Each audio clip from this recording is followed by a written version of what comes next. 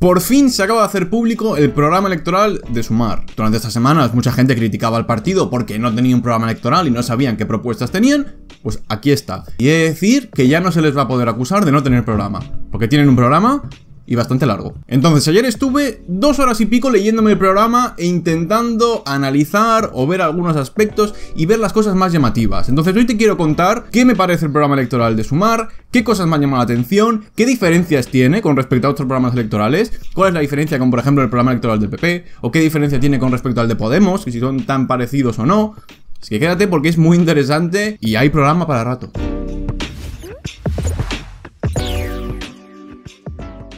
Antes de comentar el contenido del propio programa electoral, lo que hice fue pasarlo por un software estadístico para que me dijera cuáles eran las palabras que más se habían repetido durante todo el programa. Y esto es muy interesante porque así a primera vista te puede dar una idea sobre qué temas presta más atención y qué tipo de lenguaje utiliza. En el caso de Sumar es claro, hay una palabra que se repite más que el resto, que son las personas. Luego tenemos otras palabras como las políticas, que es lógico en un programa electoral, habla del trabajo, habla de derechos, habla de lo público, del acceso, de la protección, habla de colectivos como pueden ser las mujeres, habla de trabajadoras también, luego habla de sectores más concretos como puede ser la vivienda, la educación, la sanidad, pero lo que más llama la atención es la palabra central, las personas. Y esto contrasta mucho, por ejemplo, si lo hacemos lo mismo con el programa electoral del PP. En el caso del PP, la palabra central es España. Entonces, por ejemplo, en el PP tiene mucho más peso palabras como la gestión, el desarrollo, la calidad, la formación, la seguridad, y sin embargo en Sumar pues tiene más peso palabras pues como la salud, lo social, el género, la igualdad, pues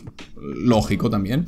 Y entonces hice la prueba y dije, voy a comparar la nube de palabras del programa electoral de Sumar con el de Podemos, a ver si es verdad que son tan diferentes o tan parecidos. Y es muy curioso porque la palabra más repetida en el programa electoral de Podemos en 2019 era también las personas. Entonces, es un recurso que han utilizado mucho, un estilo que se ha mantenido en el programa electoral de Sumar y que no es de extrañar si tenemos en cuenta que muchos de los que han desarrollado el programa electoral de Sumar es gente que estaba en Podemos. María Eugenia Palop, creo que era la eurodiputada de Podemos, ha sido la encargada del programa electoral. Está Nacho Álvarez en Economía, hay mucha gente, hay muchos perfiles que estaban ya en Podemos. Como ya hice en su momento, cuando analicé el programa electoral de Vox para las autonómicas y municipales, lo primero que me suelo fijar es un poco en el apartado estético y visual, que es lo primero que te encuentras cuando abres el programa electoral. Lo primero que veo son el número de páginas que tiene, y en este caso es 185. Es un programa electoral largo, y aunque sea largo está un poco en la media. Los programas electorales de PP y PSOE son muy largos también, y a excepción de Vox, que sí que suele tener los programas electorales un poco más concisos. Dentro de estas 185 páginas hay 5 bloques principales, que es economía, bienestar, salud y transición ecológica. Hay un programa, una parte dedicada a ensanchar la democracia, una parte del programa internacional,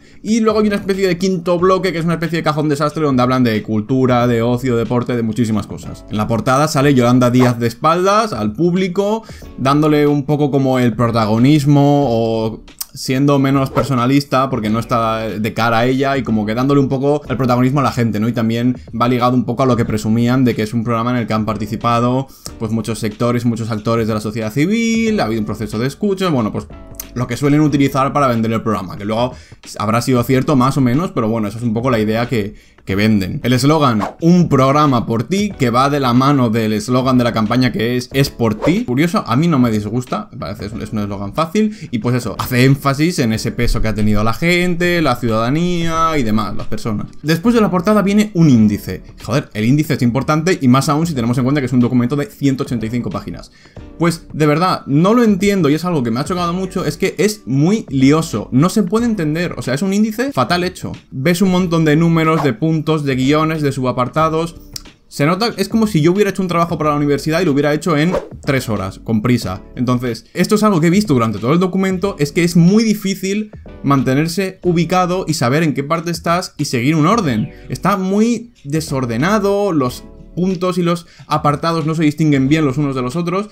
Y eso dificulta mucho la lectura, porque lo que os digo son 185 páginas, hay mucho texto y a veces está bien saber en qué parte estás. Entonces creo, y yo entiendo que esto ha sido fruto de que han tenido mucha prisa, de que no se esperaban a lo mejor estas elecciones ya, creo que ayudaría precisamente a hacer más accesible y que la gente pudiera leerlo el hecho de poner facilidades. Entonces, esto era simplemente un detalle que quería comentar y que obviamente no tiene por qué invalidar el contenido o el fondo de las propuestas. El programa electoral puede estar muy bien, pero simplemente quería dejar constancia de este detalle que a mí, como persona que se va a tirar 3 horas leyéndolo, me llama la atención. Y de hecho, he de romper una lanza a favor de Sumar, y es que aunque el índice sea un cacao y el texto sea un cacao y esté maquetado un poco cuestionablemente, lo que sí que hacen muy bien es explicar cada propuesta. Le dan mucho contexto, te explican el sentido, el objetivo. O sea, en ese sentido, cada propuesta sí que está muy bien definida y no son propuestas vacías de una frase de vamos a hacer esto, siguiente, no. Pues lo desarrollan un poco y en ese sentido, bien, pero me ha faltado quizás la parte más visual, formal, de maquetación. Entonces empecé a leer y el primer bloque, que era el de economía, es quizás uno de los que más peso tiene de todo el programa electoral. Para mí yo creo que es el bloque más importante junto al de igualdad. Y tiene sentido si tenemos en cuenta que Yolanda Díaz viene de ocupar una posición muy importante dentro del Ministerio de Trabajo y es normal que quiera hacer girar parte de su campaña y parte de su programa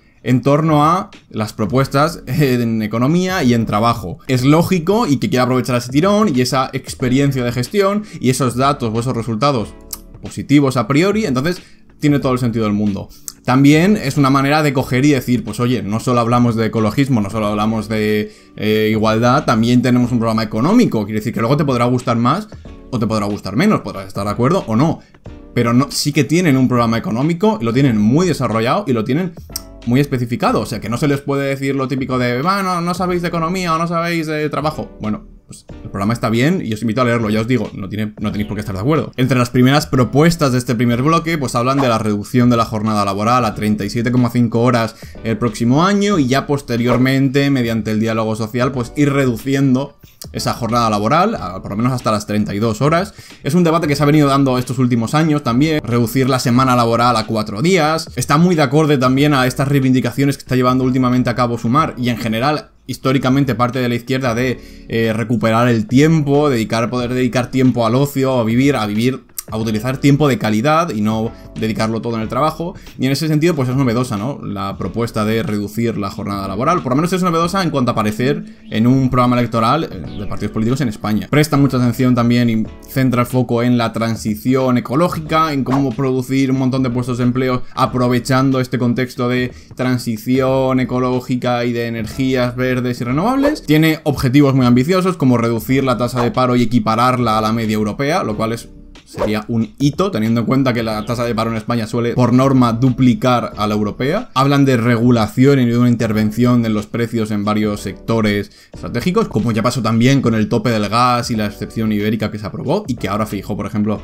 planteaba eliminar. Habla también de aumentar la productividad, que esto es un clásico en todos los programas electorales y en la sección económica, o sea, esto lo dice Sumar, pero lo dice el PP, lo dicen todos. Habla de la democratización en las empresas, de la participación de los trabajadores en las decisiones de la empresa, y este es el punto quizás más estrella, o por lo menos del que más se ha debatido y hablado estas últimas semanas, que es el de la herencia universal. Esos 20.000 euros que una vez cumples 23 años, en principio los solicitas cuando tienes 18, pues se te dan para que inviertas, para que sigas formándote y de alguna manera redistribuir más allá, ¿no? En teoría esta ayuda directa se financia con un nuevo impuesto a las grandes fortunas, aumentar esos impuestos a la gente que más tiene, y que aún así es una propuesta que deja muchas dudas, ya no solo entre gente conservadora o entre gente liberal que se opone directamente a estas subidas de impuestos, sino incluso entre gente de la izquierda deja muchas dudas la figura de esta propuesta.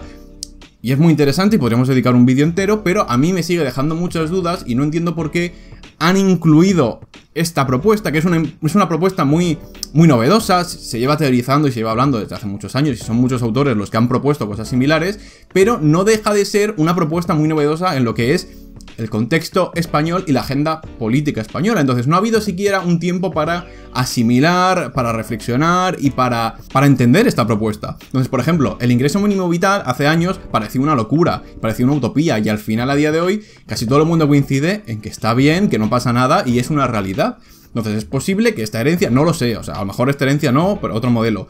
Es posible que en años, a lo mejor, sí que cuaja y sí que se establece y sí que ya lo vemos normal. Entonces, no está bien desacreditar esta propuesta de primeras porque sea novedosa o porque parezca utópica. Pero sigo sin entender cómo en una semana te has planteado introducir esta propuesta que genera tanto choque, que es tan difícil de explicar, a una semana y media de las elecciones. No lo entiendo, entonces me parece una mala decisión, porque puedes tener muy buen programa económico, pero al final la gente está mirando esta propuesta en concreto, que es la herencia universal y los 20.000 euros y la paguita, y con todas las críticas, que en muchos casos son pertinentes, o sea, son críticas y yo tengo muchísimas críticas también. En cuanto a la fiscalidad, pues ninguna novedad, hablan también de aumentar la progresividad, de aumentar la presión fiscal a aquellos que cobran más y que tienen más patrimonio, que tienen más renta. En ese sentido, pues no es nada novedoso, se parece mucho al de Podemos, y de hecho no es de extrañar que el bloque de economía se parezca mucho al de Podemos, más que nada porque el secretario de Economía y el que se encarga del aspecto económico de Sumar es exactamente el mismo, es Nacho Álvarez, que es el que estaba en Podemos, con lo cual es un programa muy parecido a Podemos, básicamente porque muchas de las personas que están ahora en Sumar estaban en su momento en Podemos. Luego, a lo largo del programa ha habido cosas que me han llamado la atención. Por ejemplo, hablaban de las loot boxes, que dentro de los videojuegos o dentro de los juegos están muy ligados al azar, a la ludopatía, a las apuestas. Dedica varias propuestas a los autónomos y sobre todo a aquellos autónomos que tienen bajos ingresos y que las cuotas ahora mismo son muy elevadas y que no incentivan tal. Pues bueno, si eres autónomo a lo mejor te interesa. Habla del mundo rural, propone una especie de regiones en 30 minutos que tengan una serie de servicios básicos a 30 minutos. El mundo rural va a ser muy importante, igual que la España vaciada, porque es aquí donde muchos escaños se van a repartir y van a depender el propio gobierno va a depender de estos escaños que estén vinculados al mundo rural, con lo cual es importante que los partidos dediquen un espacio a esto. Habla de la obesidad, habla de los problemas de salud. Sí que es verdad que igual abusa un poco de estos desincentivos fiscales para el consumo de determinados productos. Por ejemplo, si la obesidad es un problema, sí, pues vamos a aumentar los impuestos en este tipo de productos, pues azucarados, menos sanos y demás. Entonces, en ese sentido está bien, pero ya sabemos cómo este tipo de impuestos sobre estos productos tiene una clara función de desincentivar el consumo de estos, pero suele afectar más y suele al final recaer sobre personas que tienen una peor alimentación y que suelen tener una peor renta, una peor situación socioeconómica. Entonces, este tipo de impuestos pues habría que darle un poco la vuelta. Pero bueno, habla de incorporar dietistas y nutricionistas también a los centros de salud y de dotar de formación a los profesionales de la salud en temas de alimentación. Me parece muy bien. El tema de la vivienda, pues me ha dejado un poco frío. O sea, básicamente recupera un poco las consignas clásicas socialdemócratas con respecto a la vivienda. Pues sí, hay que construir más vivienda pública, hay que garantizar que se cumple efectivamente la ley de vivienda y que no se hacen trampas entre caseros, inmobiliarios y demás, pero me ha dejado un poco frío. O sea, me parece un poco la continuación de la ley de vivienda que se aprobó hace unos meses. Entonces, se ha debatido mucho sobre esa ayuda de 200 euros por hijo hasta los 18 años, y lo que más ha criticado es el hecho de que se dé independientemente de la renta, de que sea una ayuda universal. Claro, esto es un debate clásico, ¿no? Si haces que las ayudas sean para todo el mundo o solo para las personas que menos recursos tienen. ¿Cuál es el problema de si tú las dedicas únicamente a personas que menos recursos tienen? Pues el problema es que añades más trámites burocráticos, que tardan más en salir esas ayudas y que muchas veces no llegan a las personas porque al final te hundes en un entramado burocrático. Si tú las haces para todo el mundo, pues lo bueno, que llegan a todo el mundo. Lo malo, pues que hay personas que a lo mejor no lo necesitan, pero se benefician de ellas. Entonces, bueno, es un debate clásico y al final es una pena que se hable de estas cosas. Pero bueno, es una medida muy novedosa también. Luego también en el apartado de igualdad se ha debatido mucho sobre un punto que estaba en la página 113, si no recuerdo mal, que hablaba sobre crear una línea telefónica para atención a hombres en crisis. Entonces, yo en el primer momento cuando lo leí me llamó mucho la atención. Básicamente la idea es poder prestar una atención especializada a hombres en situaciones de vulnerabilidad, de máxima crisis, para prestar un apoyo profesional y poder prevenir una violencia de género fruto pues de estas situaciones de crisis y demás.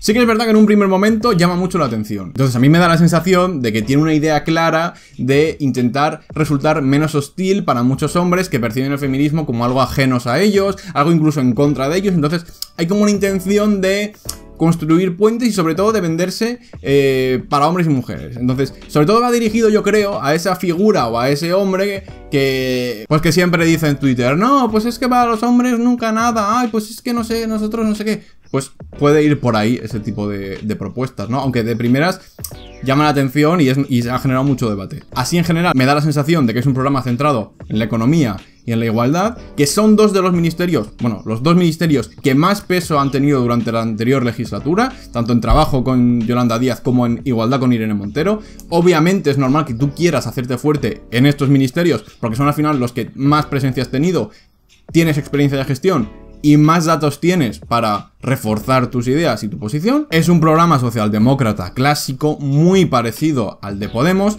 Poco comunismo hay, y sí que me parece un error haber incluido ciertas propuestas como la herencia universal o estas rentas o estas ayudas de 200 euros para los hijos sin haberles siquiera dado una vuelta o haber dejado un espacio de maduración y de debate en el espacio público, porque es que al final se está hablando más de esas propuestas concretas que del propio programa electoral entero. Entonces, pues, es una lástima desviar la atención. Y ya os digo, es un programa tosco, denso, son muchas hojas, hay mucho texto, dificulta mucho la lectura. Entonces yo creo que ya no solo Sumar, sino todos los partidos deberían avanzar un poco hacia democratizar y hacer accesibles estos programas. No quiere decir escribir un programa para tontos, no hay que tomar a la gente por tonta, pero sí poner facilidades y hacerlo fácilmente inteligible. En 2016 Podemos sacó un programa electoral que era básicamente, que estaba integrado en un catálogo de IKEA. Y o te podrá gustar o no, pero es precisamente un formato que facilita, que incita a leerlo y pues que hace que la gente se lea el programa. Entonces, sigamos dando pasos en ese sentido porque es importante no leerte un programa por lo que te digan en eldiario.es o lo que te digan en Okidiario. Entonces nada, esto ha sido una lectura y un análisis así un poco superficial del propio programa electoral. Yo os invito a todos a que lo leáis. Sé que es complicado y sé que es un problema, pero bueno, espero que hayáis podido sacar algo de interés de este vídeo, ni que sea de las nubes de palabras, de la propia crítica que se hace también. En este caso lo he hecho con el programa electoral de Sumar porque era un poco el que más expectación había. No tenían programa y la gente pues decía, oye, ¿dónde está? Si os interesa que lo haga con el de otros partidos, pues lo puedo hacer, estaré encantado. Y pues nada, dejadme en los comentarios qué os parece, qué es lo que más os ha llamado la atención, qué es lo que menos os ha gustado y qué opinión tenéis al respecto. Así que nada, esto ha sido todo y nos vemos en el próximo vídeo.